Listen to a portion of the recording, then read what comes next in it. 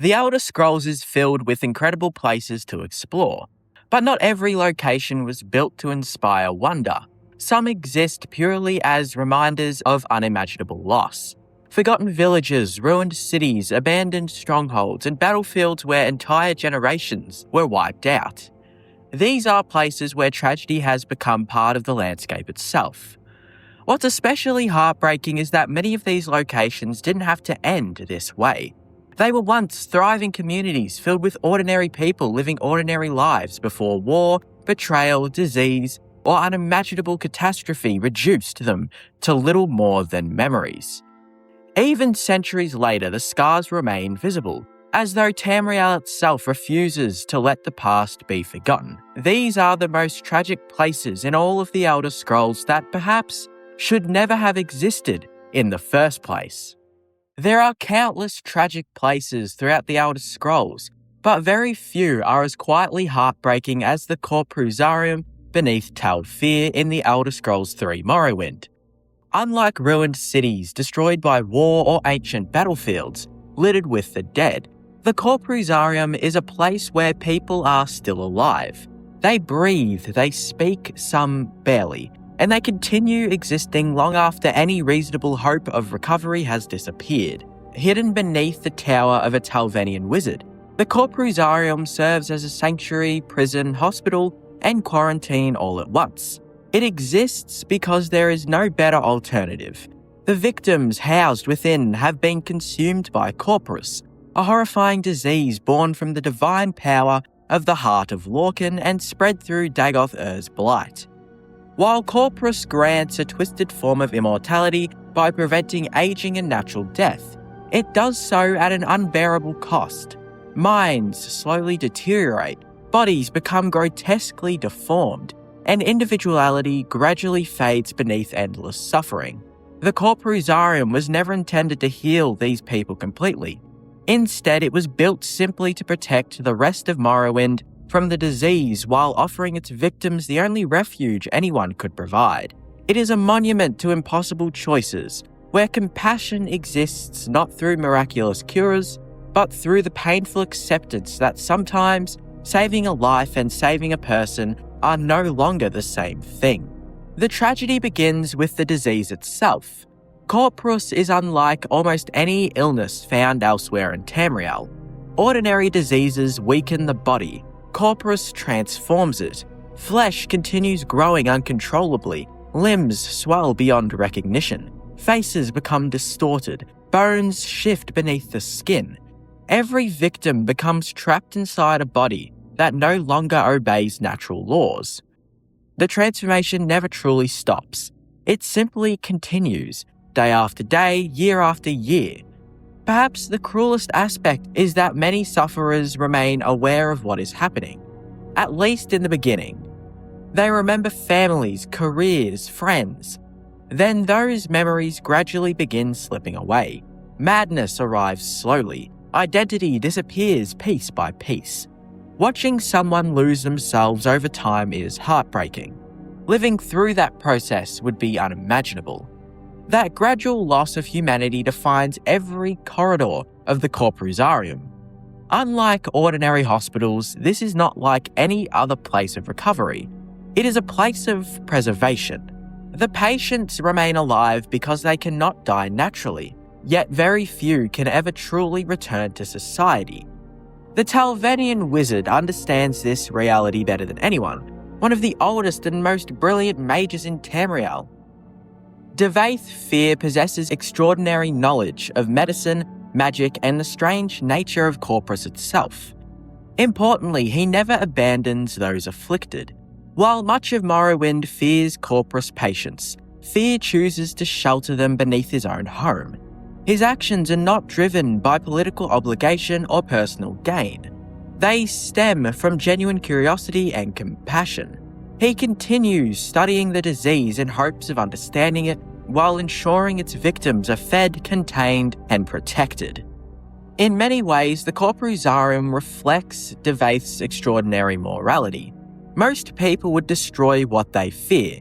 He chooses to care for it instead. That compassion makes the tragedy even more painful. because even someone as brilliant as the wizard cannot truly cure the disease. He can only manage it, delay its consequences, reduce suffering where possible. His limitations quietly remind players that some problems exist beyond even the greatest minds. The Corporuzarium therefore becomes a symbol of medicine confronting the impossible. Knowledge reaches its limit. Hope becomes measured rather than absolute. The patients themselves tell much of the story. Walking through the Corporuzarium means encountering individuals who barely resemble ordinary people anymore. Some ramble incoherently, others repeat fragments of forgotten memories. Those moments of clarity are perhaps the hardest to witness. A patient may briefly speak as though recalling a distant life before confusion immediately returns. The person still exists somewhere beneath the disease. They simply cannot fully reach the surface. That lingering humanity transforms every conversation into something deeply emotional. The physical environment reinforces these themes remarkably well. Unlike grand Telvanni chambers above, the Corporuzarium feels enclosed. Stone corridors isolate each patient. Simple rooms replace luxurious laboratories. The architecture quietly communicates purpose over comfort. Everything exists because necessity demanded it, not because anyone wanted such a place to exist. There is little beauty here, only function and quiet endurance. Isolation becomes another central tragedy. The patients cannot safely leave. Visitors remain extremely rare. Many likely spend years seeing only Devaith and the occasional caretaker. Whatever relationships they once possessed have effectively ended. Families cannot realistically remain close. Friends eventually move on. The Corporuzarium protects Morrowind by separating its victims from everyone they once loved. That separation is essential. It is also devastating. The connection between Corpus and Dagoth deepens the tragedy further. This disease is not random. It emerges from divine corruption surrounding the heart of Lorkhan and the Red Mountain. Every patient therefore becomes an unwilling participant in Dagoth's vision for Morrowind. Their suffering serves someone else's ambition. Their bodies become evidence of supernatural power used without mercy. The Corporuzarium quietly collects the human cost of Dagoth's ideology beneath a single roof. One of the most fascinating aspects of the location is that it forces players to reconsider what healing actually means. When the Nerevarine contracts Corpus, hope appears almost impossible. Yet Devaith eventually develops a unique experimental cure.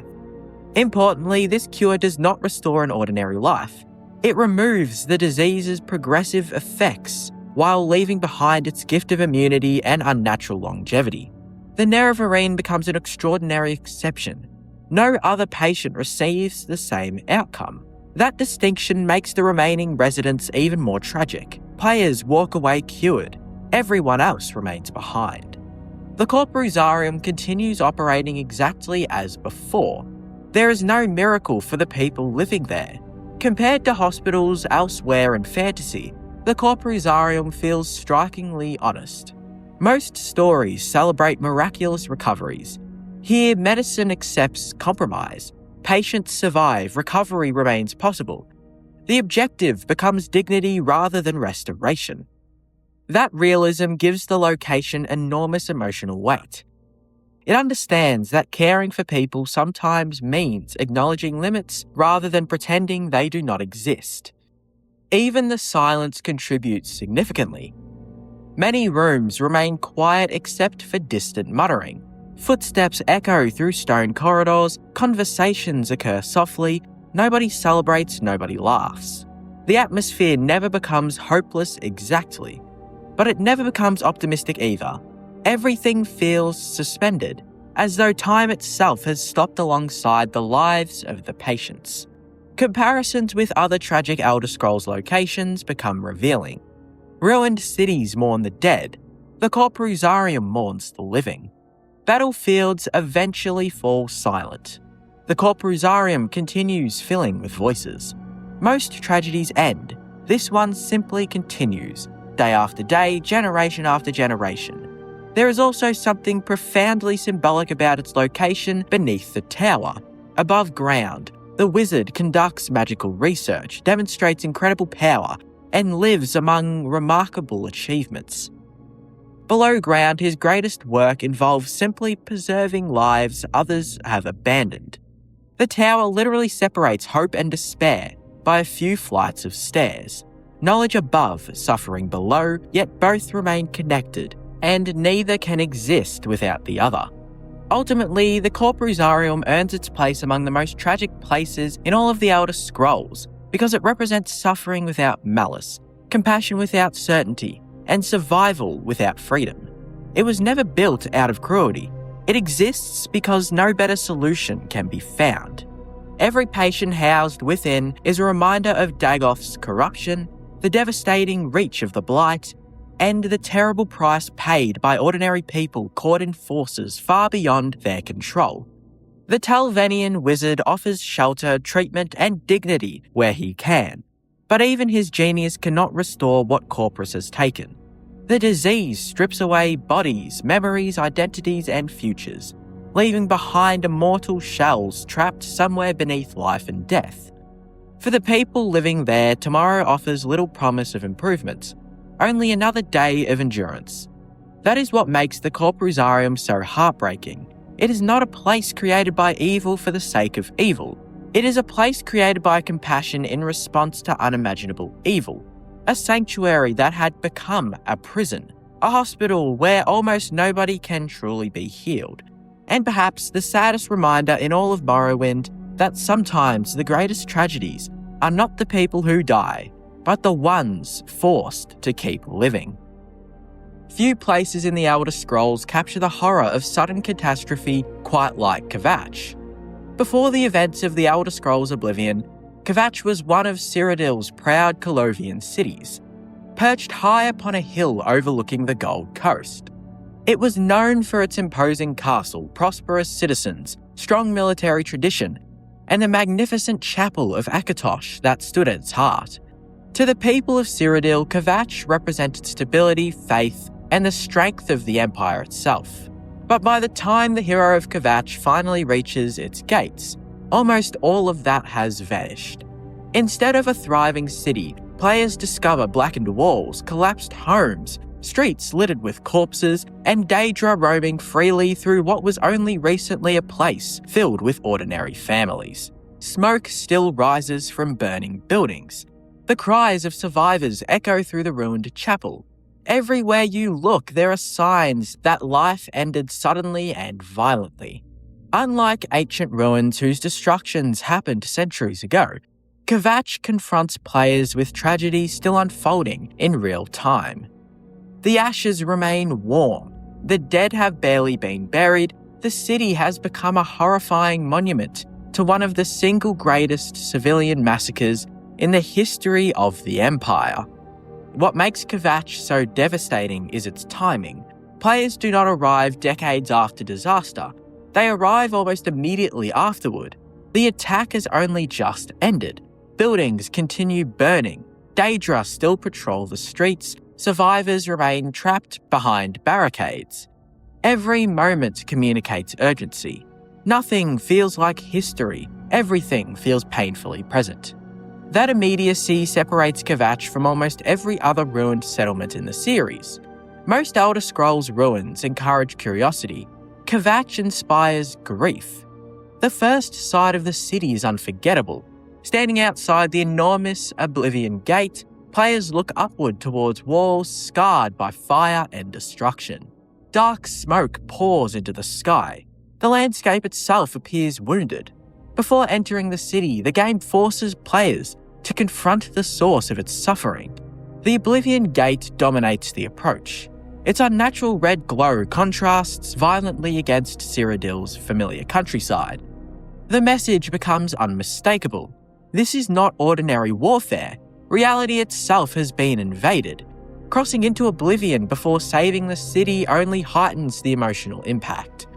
Players witness firsthand where the Daedra came from, a realm of endless fire, ash, lava, and torment. Escaping that nightmare should feel like relief. Instead, the player returns to another nightmare waiting above. Kvatch may no longer burn with Daedric fire, but its suffering has already been inflicted. The city itself tells the story without requiring lengthy explanation. Homes lie shattered, marketplaces stand abandoned, every ruined building suggests lives interrupted without warning. Meals were never finished, businesses never reopened, families never escaped. Environmental storytelling quietly asks players to imagine what each location once looked like before destruction arrived. The contrast between past and present becomes heartbreaking. One of the most tragic aspects of Kvatch is the civilians. Unlike soldiers who knowingly enter battle, the city's inhabitants had almost no chance of defending themselves. Ordinary merchants, craftsmen, children, and priests. Entire households suddenly found themselves facing an invasion unlike anything Tamriel had experienced in generations. Many never escaped their homes. Others fled towards the chapel seeking sanctuary. The Daedra offered none. Their objective was annihilation, not conquest, not negotiation, just simple destruction. The Chapel of Akatosh becomes the emotional centre of this tragedy. Traditionally, chapels throughout Cyrodiil symbolize peace, faith, protection. People instinctively run towards sacred places during times of crisis. Kvatch's survivors do exactly that. Inside the chapel, frightened civilians gather alongside exhausted guards, desperately hoping rescue might still arrive. The building remains standing, yet even here safety feels temporary. The chapel transforms from a place of worship into a final refuge. Hope survives, barely. Martin Septim's presence adds another remarkable layer. Unknown to almost everyone, the humble priest quietly represents the Empire's final hope. While countless people perish around him, Martin continues protecting those remaining. His calm leadership contrasts sharply with the overwhelming chaos outside. Ironically, one of Tamriel's future heroes first appears, surrounded by unimaginable loss. His introduction becomes inseparable from Kvatch's suffering. Compared with other cities in Cyrodiil, the contrast could hardly be greater. Anvil welcomes travellers with sea breezes and bustling docks. Skingrad radiates wealth. Kvatch possesses none of these comforts anymore. The city has become a shell. Its former identity survives only through memory. Perhaps the cruelest aspect of Kvatch is how quickly everything changes. There are no years of gradual decline, no economic collapse, no slow abandonment. One day it exists as a thriving city, soon afterward it becomes ruins. The speed of that transformation reflects the true horror of the Oblivion Crisis. Entire communities disappear almost overnight. Civilization proves frighteningly fragile. The defenders deserve recognition as well. And the surviving guards continue fighting despite almost impossible odds. Captain Savlian Martius refuses to abandon his city even after overwhelming defeat. His determination provides one of the game's most inspiring moments. Yet it also deepens the tragedy. These soldiers are not defending walls anymore. They are defending memories. Everything they swore to protect has already been devastated. Still, they fight. Not because victory seems likely, because surrender feels unthinkable. The emotional weight of reclaiming Kvatch differs significantly from most Elder Scrolls battles. Players certainly achieve military excess. The Daedra are defeated, the castle eventually secured, yet triumph never feels complete. The people remain dead, homes remain destroyed, victory cannot reverse what happened. Every street reminds players they arrived too late to prevent disaster. At best, they save what little remains. Even after the immediate danger ends, Kvatch never truly recovers within Oblivion. Unlike many settlements where normal life resumes after quests conclude, Kvatch remains permanently scarred. Ruins continue dominating the landscape. Refugees scatter throughout Cyrodiil. The city becomes defined by absence. Players constantly imagine what should still exist: bustling markets, families, celebrations. Instead, silence occupies those spaces. There is something deeply symbolic about Kvatch becoming the hero of Kvatch's namesake. The player earns their title not by ruling the city or rebuilding it, but simply by helping survivors endure. The greatest reward becomes recognition of courage rather than conquest. That distinction reflects the nature of the tragedy. Some losses cannot be undone, only honoured. Compared to Helgen and Skyrim, fascinating similarities emerge. Both settlements introduce players to world-changing catastrophes. Both suffer dragon or Daedric attacks, yet Helgen primarily establishes Alduin's return. Kvatch explores consequences. Players spend far longer witnessing civilian suffering. The city itself becomes a character. Its destruction lingers emotionally throughout the remainder of the game. The visual design reinforces every one of those themes. Collapsed roofs expose interiors once filled with ordinary life. Broken stone litters streets. Charred beams stretch toward darkened skies. Nothing appears untouched. The destruction feels believable precisely because it lacks theatrical excess. Buildings don't explode dramatically. They simply collapse beneath unbearable violence. Perhaps the greatest tragedy is what Kvatch represents politically. The city demonstrates that even the heartland of the Empire is no longer safe. If a fortified Colovian city can fall so completely, nowhere feels secure. Its destruction becomes psychological warfare. Every surviving citizen across Cyrodiil understands the implication. Their own home could easily be next. Ultimately, Kvatch earns its place among the most tragic places in all of the Elder Scrolls that shouldn't really exist because it's not merely a ruined city. It is a snapshot of unimaginable loss frozen at the exact moment civilization failed. Every burned house, every abandoned street, every frightened survivor tells the story of ordinary people whose lives were erased in a single catastrophic assault. The Daedra did not simply conquer Kvatch, they extinguished an entire community. A place once filled with laughter, worship, trade, and family life became a landscape of ash almost overnight. Even after the hero of Kvatch closes the Oblivion Gate and drives back the invaders, the city never truly recovers. Its walls still stand, its memories remain, but the life that once gave it meaning is gone forever. That lingering absence is what makes Kvatch so profoundly heartbreaking. It reminds players that heroism sometimes arrives too late to prevent tragedy. Sometimes all a hero can do is save the people who are left, honour those who were lost, and bear witness to a place that should have continued thriving, but instead became one of Tamriel's greatest monuments to devastation. Skyrim is a land drenched in stories. They are spoken by bards in taverns, whispered in the halls of jarls, or told through grand quests involving dragons and ancient magic. But some of the most powerful stories in Skyrim are not told directly. Instead, they are written in the landscape, in forgotten ruins, abandoned shacks, and lonely campsites. These silent tales have no dialogue, no quest markers, and no rewards. They are there for the player to discover, interpret, and carry with them. Few places embody this better than the Dead Lovers' Camp, an unmarked location hidden in the wilderness.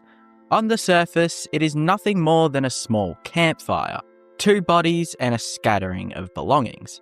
Yet, the moment you see it, the weight of tragedy presses in. You don't need a quest log to tell you what happened. The scene itself speaks volumes.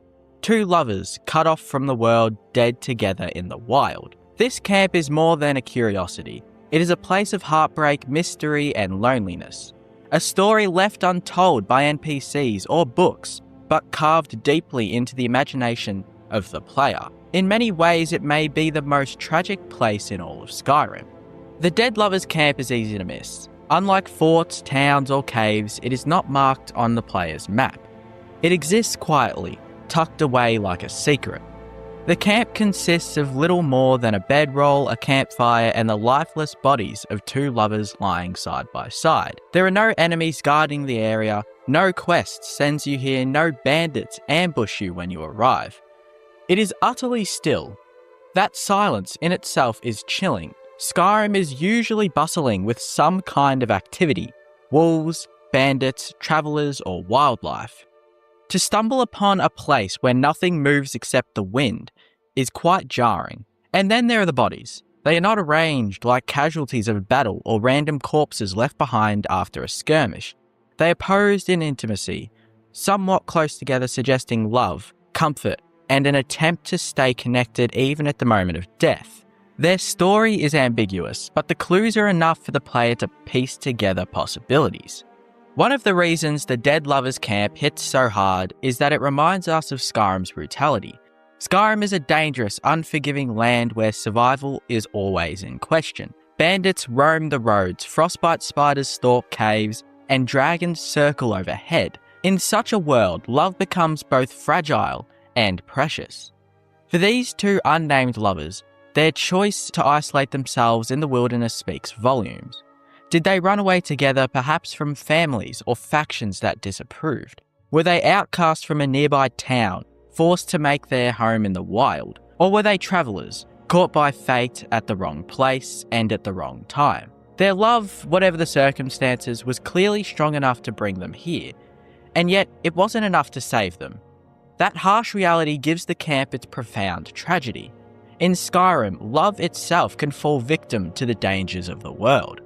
One of the most powerful aspects of the Dead Lovers Camp is its lack of answers. Bethesda deliberately leaves it unexplained, allowing players to interpret the scene themselves. Unlike quests where outcomes are clear and motivations are spelled out, here everything is a suggestion. The bodies offer one journal telling us their names and why they fled, but no other letters or why and how they died. Their identities are basically erased, their backstory swallowed by the silence of the wilderness. All that remains is the tableau of their final moments. This absence is haunting. In games, we are accustomed to closure. Villains are defeated, mysteries solved, quests resolved. The Dead Lovers Camp denies this satisfaction. Instead, it forces the player to sit with ambiguity, to fill the void with imagination, speculation, and empathy. And that lack of narrative structure is what makes the place so emotionally resonant. It is a reminder that not every story ends with explanation. Some tragedies remain silent forever. The Dead Lovers Camp is a masterclass in environmental storytelling. Skyrim often uses environmental cues to tell stories outside of dialogue. An abandoned house with blood on the floor, a skeleton clutching a coin purse, or a burned carriage with charred remains inside. These little details invite the player to stop and think. The Dead Lovers Camp is one of the most effective examples. This simple placement of two bodies by a campfire tells you everything and nothing at the same time. They weren't killed by bandits, or at least not here. Their bodies don't lie in combat poses. Instead, they lie apart, suggesting that whatever killed them, they faced it side by side, to a degree. The choice not to explain their deaths is deliberate. It leaves the interpretation up to the player, and in doing so, it becomes more personal. Each player brings their own emotions, their own experiences, and their own assumptions to the scene. That is the strength of environmental storytelling. It doesn't dictate, it just invites. In Skyrim, death is common, but it often comes with meaning. Soldiers die in the civil war for their side. Adventurers perish in the pursuit of treasure. NPCs are killed by dragons or in quests with narrative weight attached. The lovers in this camp, however, died without glory. They are not remembered by any quest, nor spoken of by any NPC. They left no legacy, no name, no mark on the world. Their love and their deaths are utterly unacknowledged in the grand sweep of Skyrim's history. This lack of recognition is what makes their fate tragic. Death without remembrance, love without witness, is a quiet kind of heartbreak that lingers with the player long after they move on. It reminds us that not all tragedies are epic. Some are small, private, and easily forgotten, unless someone happens to stumble upon them. This camp is not unique in Skyrim in being an unmarked side of tragedy, but it stands out for its emotional weight. For example, there are burnt-out caravans scattered across the map, where skeletons and charred belongings tell the story of bandit raids. There are lonely shacks with single skeletons clutching journals, suggesting lives ended in solitude. And there is the infamous dead adventurer outside Bleak Falls Barrow, lying face down in the snow, sword still in hand. But the lovers are different. Their story isn't about greed, violence, or misfortune in battle. It's about intimacy, about two people who clearly meant everything to each other even as death closed in. That intimacy paired with the ambiguity makes their story universal. They could be anyone, and in that, they became everyone. Perhaps the most gripping part of the Dead Lovers Camp is that the player is the only one who will ever see it. The Dragonborn is the sole witness to this small tragedy. There is no quest to report, no family to inform, no way to mark their passing. The only act the player can perform is to pause, observe, and remember. This transforms the player from adventurer to mourner. For a brief moment, the Dragonborn is not slayer of dragons or the hero of quests, but a lone traveller who has stumbled across the forgotten story of two people who loved and lost. That act of witnessing matters. Without the player, their story would vanish completely. And in this way, the camp becomes a meditation on memory, that even in tragedy, what lingers is the act of someone stopping to care. Perhaps the greatest tragedy of the Dead Lovers Camp is not the death itself, but the silence that follows it. Skyrim is a land filled with stories, bards sing of people's returns, travellers gossip about dragons, even the smallest village seems to pass along rumours. Yet here in this lonely camp there are no songs, no memories, and no acknowledgement that these lovers even existed. The Dead Lovers Camp may be unmarked, unexplained, and easy to miss, but that is precisely what makes it so powerful. It tells a story without words, a tragedy without recognition, and a love that ended in silence. In a game filled with epic quests and world-shaking battles, this small camp reminds us of the human stories that unfold quietly in the margins. It is a reminder that tragedy doesn't always announce itself with dragons or war, but simply the Skyrim rats. Sometimes it sits by a campfire, in two bodies lying close together waiting for someone to notice. And in noticing, we become the keepers of their story. So this perhaps is why the Dead Lovers Camp deserves the title as the most tragic place in all of Skyrim. Some horrors in Skyrim are shouted.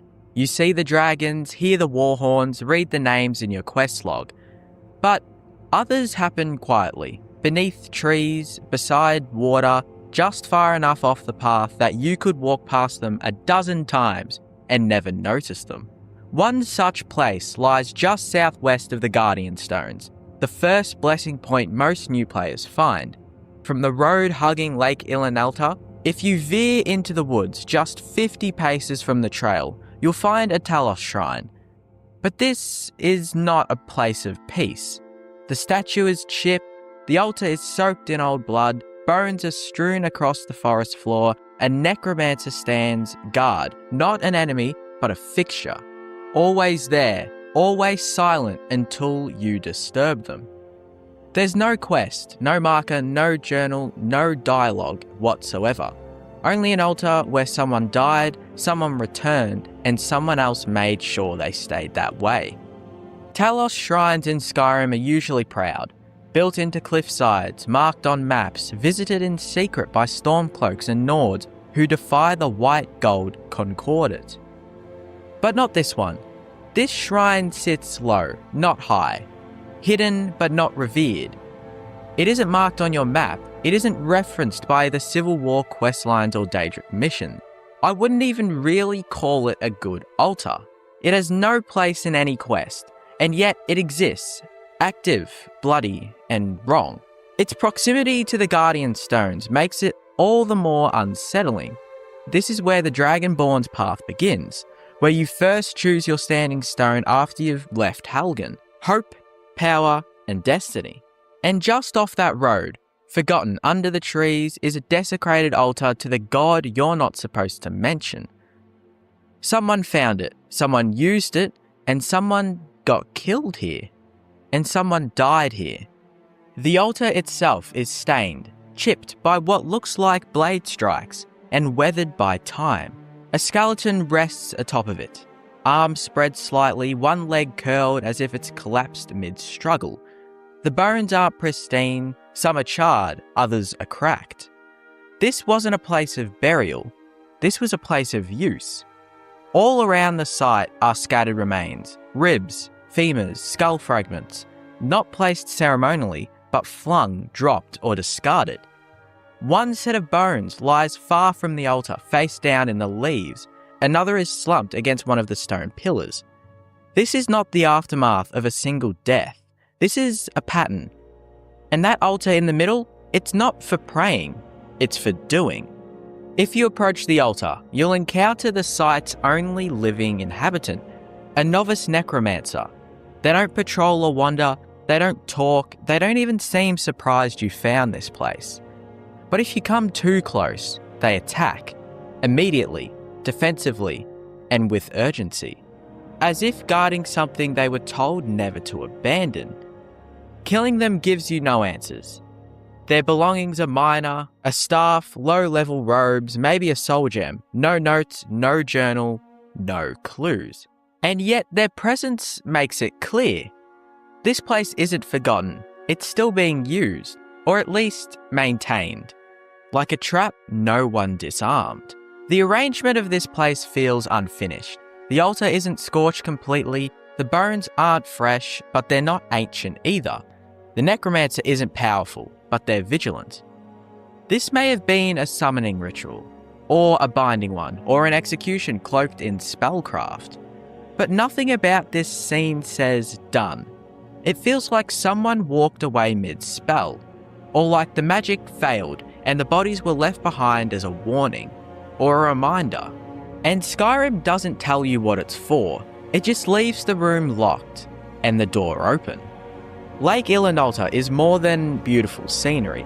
It's a lake full of sunken temples, drowned crypts, and forgotten ruins.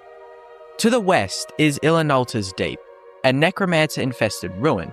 Nearby is a sunken shrine, and to the north lies the Lady Stone, another site steeped in mysticism. And then there's this site. It's not tied to any of them. It's not part of a quest line or a Radiant encounter.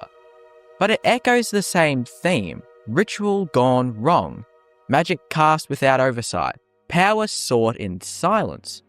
Ilinalta doesn't just hold water. It holds secrets as well. But who really performed the ritual? There are no names at this site, no cult banners, no evidence of Daedric worship or a specific faction. But someone did this. Some theories say it's a rogue mage from the College of Winterhold, expelled for unethical practices. Others think it was a Blade's exile, trying to raise fallen allies from the dead.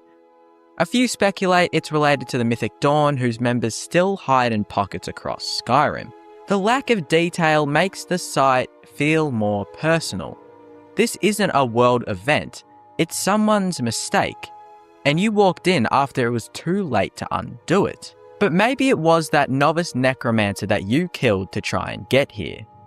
But surely they couldn't even pull off something this weird. The Elder Scrolls games are famous for environmental storytelling. Notes, blood trails, overturned cups that suggest struggle. But this site offers none of that. No prompts really, no instructions. Only one journal is nearby, but it doesn't give you any sort of information at all. And in that void, the player is forced to do something rare in Skyrim. Feel uncertain. Most places in Skyrim are knowable. Quest markers, loot objectives. But here, you're left with only emotion, unease, tension, and curiosity. The site doesn't explain itself, because it doesn't need to. It knows what it's doing to you. What makes this place so terrifying isn't the necromancer.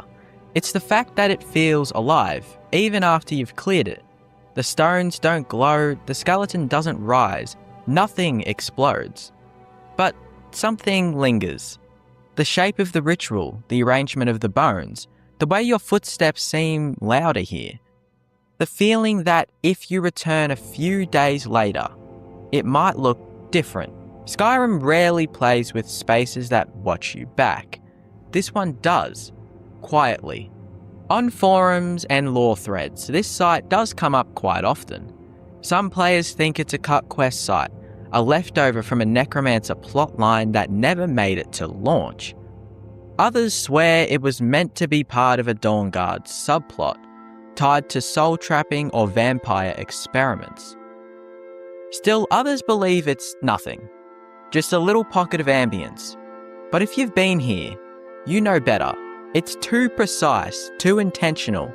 This wasn't decoration, this was deliberate. And it's that deliberateness, paired with the lack of explanation, that makes it so unforgettable. You leave the ritual site behind. The forest returns to quiet. The road takes you toward Falkreath or Riverwood, but part of you stays. You keep thinking about the bones, the altar, the circle, and how no one else in the world seems to care. No townsfolk reference it, no bounty lists it, no companion questions it.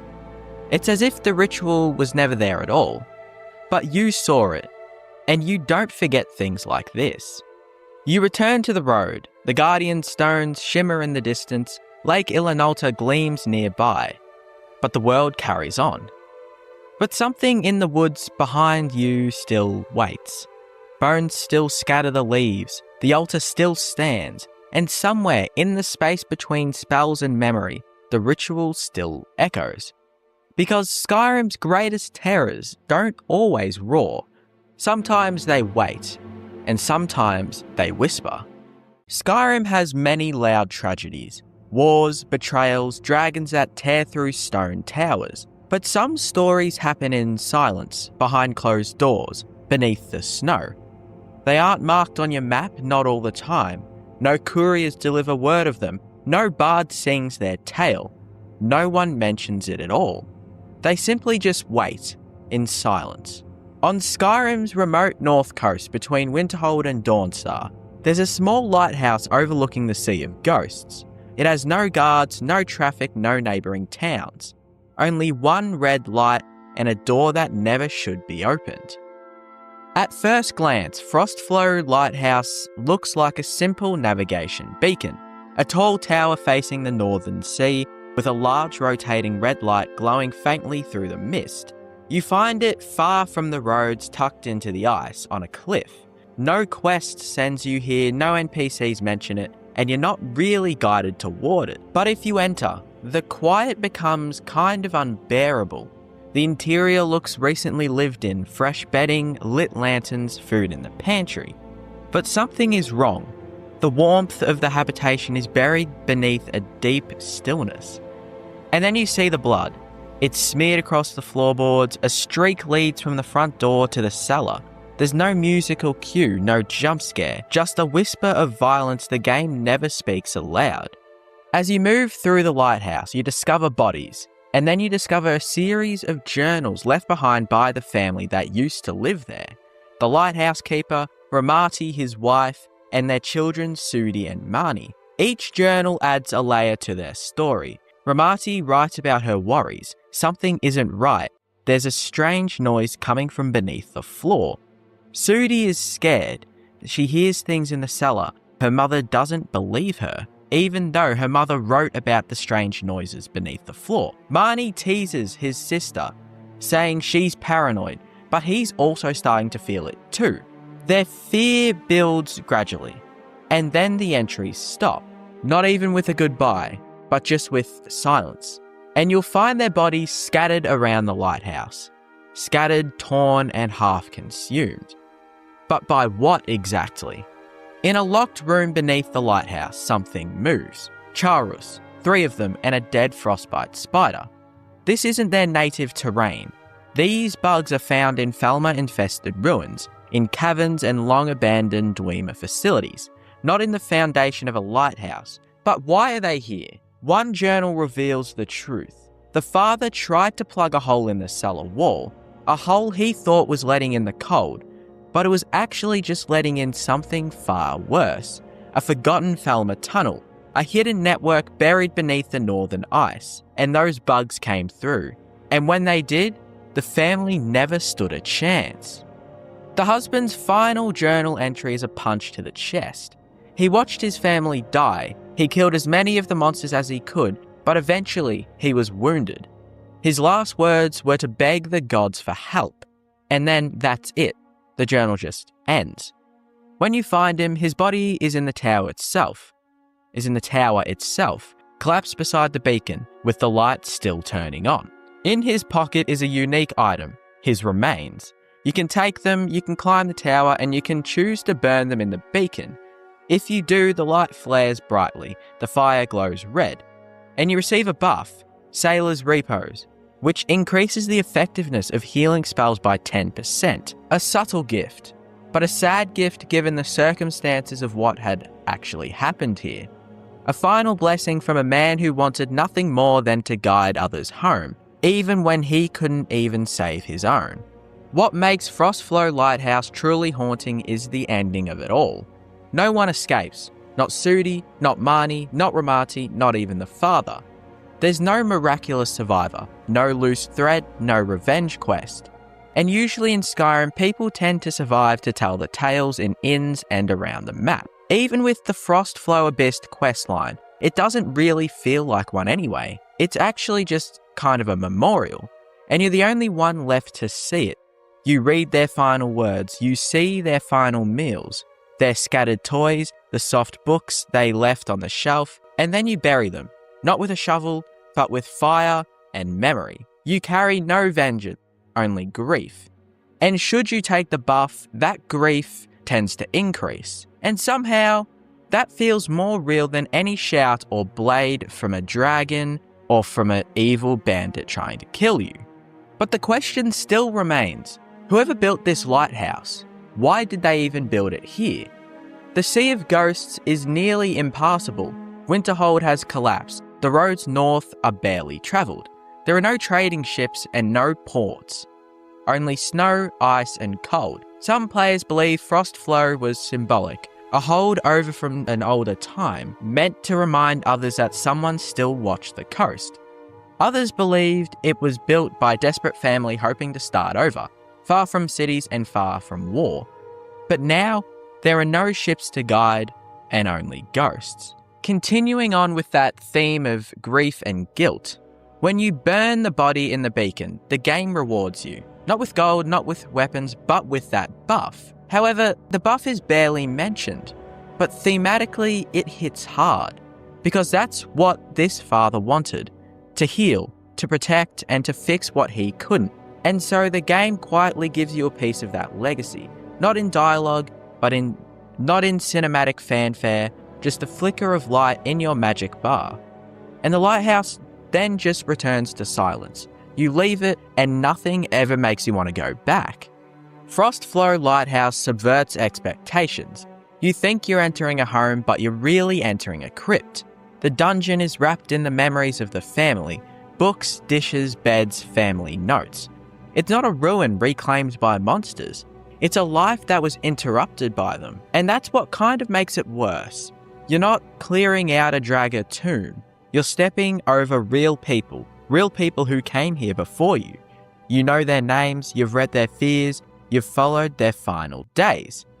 So when you fight the Charus in the cellar, it feels different. It doesn't really feel like gameplay itself. It feels like vengeance for a family that was killed off a long time ago. After clearing the cellar, reading the journals, and burning the remains in the beacon, one detail lingers. The light still turns. It rotates slowly over the Sea of Ghosts, casting its red glow across the waves, even though no ships are coming and no one is looking for it. The family who kept it running is gone, but yet it keeps going. But Frostflow Lighthouse isn't abandoned in its usual sense. It's somewhat maintained, almost respectfully. It makes you wonder, is this just a world mechanic, a looping animation, or is it the game quietly saying that some places remember themselves, even when no one else does and no one else is there? The light doesn't ask you to stay, it just wants to be seen. Frostflow Lighthouse has no town, no traffic, no escape, and it doesn't ask for your help. It doesn't even beg you to solve anything. It just lets you in and shows you what happened when the light went out. And it's up to you to choose whether you want to follow the clues and find out what really happened to this family. And Skyrim is full of places where you become a legend, but this lighthouse is where you become a witness. And in a world that is so often fulfilled with rewards and action, sometimes the most powerful moments come from doing absolutely nothing at all and just following a trail. When most players think of Skyrim, they imagine the great cities, Whiterun with its bustling market and Dragon's Reach towering above the plains, Solitude perched majestically on its arching stone, or Windhelm frozen in time, filled with history and strife. But Skyrim is more than its urban centres. Some of its most striking stories lie not in its crowded streets, but in the forgotten margins, the edges of its map where only wind and silence remain. This is one such place, sitting on the far northeastern border of Skyrim, high among the snowdrifts near the mountain passes into Morrowind. It is one of the most desolate and haunting locations in the game. Few players ever find it unless they are deliberately exploring, and fewer still linger long enough to contemplate its meaning. Yet what it represents is profound, a secluded memorial to those who tried to flee Skyrim's turmoil, only to find death waiting for them at the threshold of escape. Refugees' Rest lies at Skyrim's northeastern edge near Windhelm, tucked in the mountains that divide Skyrim from Morrowind. The road to it is not a road at all, but a winding climb, dotted with ice walls and the occasional frost troll. Unlike major destinations in Skyrim, there are no quest markers that draw you here, no NPC guiding you, no carriage or path pointing the way. You must find it on your own, either through curiosity, map scanning, or sheer accident. This geographic seclusion is essential to its character. Skyrim is full of ruins and dungeons, but most are tied to quests or loot that compel exploration. Refugees' Rest is different. It sits like a ghost on the edge of the world. Its very location reinforces its meaning. It was a last stop for desperate people, those fleeing Skyrim's dangers or seeking safety in Morrowind, only to perish just short of their goal. The snowy peaks surrounding the site only heighten the isolation. The wind howls, the visibility drops, and you are reminded that Skyrim's northern reaches are places where nature itself is hostile. If the refugees did not die by violence, the cold itself could have claimed them. The physical details of Refugees' Rest are deceptively simple. At the centre is a broken stone monument, resembling a ruined watchtower or marker, now surrounded by snow and bones. Scattered around are numerous skeletons, many of them lying unceremoniously in the snow, as if abandoned where they fell. There are signs of violence, bloodstains, rusted weapons, and broken shields. It is not the quiet passing of travellers lost to the cold, but a massacre, preserved by the frozen mountain air. There's one journal entry, no notes, no quest to explain exactly what happened here, but the name Refugees' Rest offers enough. These were not soldiers or raiders, they were civilians, people fleeing something. From what? Possibly the chaos of Skyrim's civil war, or coming from Morrowind, or even the eruption of Red Mountain that devastated Morrowind decades before. The exact event doesn't matter so much as the message. These people were seeking safety, and they never reached it. The absence of a narrative explanation only makes the site more powerful, like the Dead Lovers Camp or Refugees' Rest's own sister sites of Silent Tragedy. Its story is told entirely through environment. What you see is what you get, and what you feel is your own. What makes Refugees' Rest stand out is the silence. Skyrim is rarely still. You can hardly walk a few steps without encountering wolves, bandits, hunters, or random travellers. Even the most ruined tombs echo with the sounds of Draga groaning or skeletons rattling. But Refugees' Rest is different. More often than not, when you arrive, the only sounds are the wind and your own footsteps crunching on the snow. This silence is unsettling because it contrasts so heavily with the violence suggested by the corpses scattered around. The site feels abandoned not just by people, but by time itself. It is this silence that makes it feel secluded and abandoned. The massacre here was total. No survivors remained to bury the dead. No historians came to record the tragedy. No bandits returned to loot what was left.